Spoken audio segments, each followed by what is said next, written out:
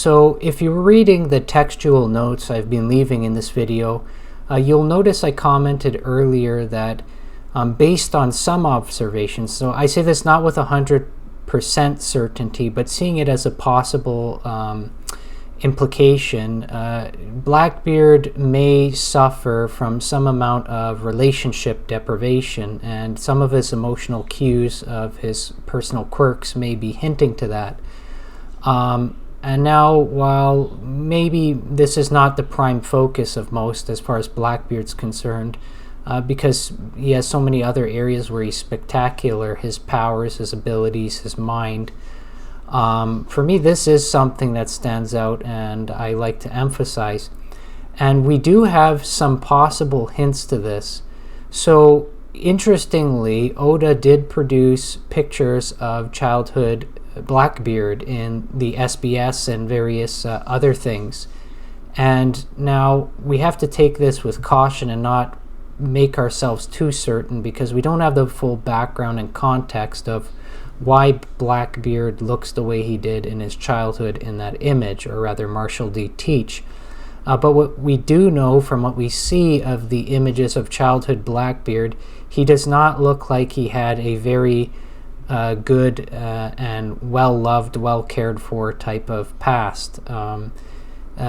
We are not certain because all we have is a picture, but it kind of really seems to implicate a possibility that he might have had an abandoned childhood, no father figure, no protector, no defender, not a lot of compassion in his life, where maybe the first thing that was going good for him was Whitebeard showing up. And it's just something that's very interesting and compelling, because if you look at the image, Blackbeard, childhood Marshall Teach, seems to suffer a mix of emotions there, quite a bit of sadness and sorrow, but also at the same time anger. The facial expression seems to implicate some kind of resentment, probably feeling abandoned or betrayed is what I would suspect. And if you consider that, and what I mentioned earlier of how Blackbeard interacts with the older characters differently than he does with his contemporaries, it kind of makes a certain amount of sense.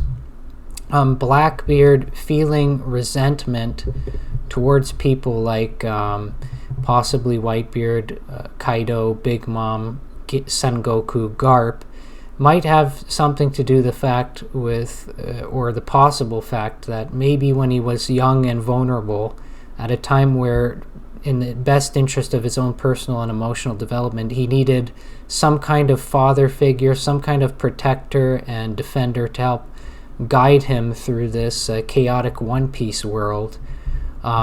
He didn't have that, or the people who could have been that for him or tried to be that for him failed him and let him down, and left him with resentment, so that we see when he's older Blackbeard, a lot of that traumatic memory is still imprinted in his heart. So when he's talking about these old legends, it's with a term of annoyance, as if they don't offer any beauty or anything noble. All they can do is just be in his way.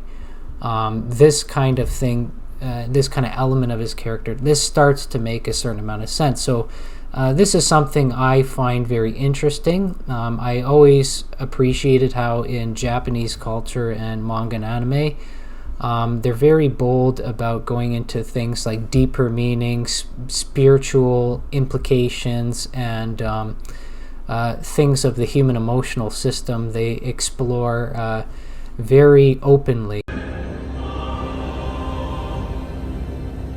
That day, if our positions were switched, would our fates be different? Would I have your life and you mine?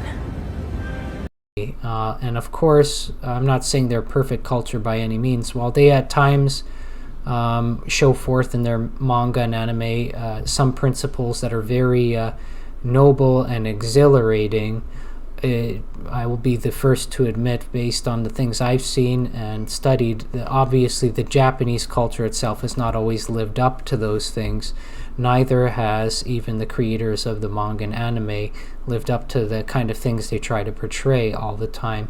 But in the very least, they demonstrate a very high awareness of these things and are not ashamed to express that.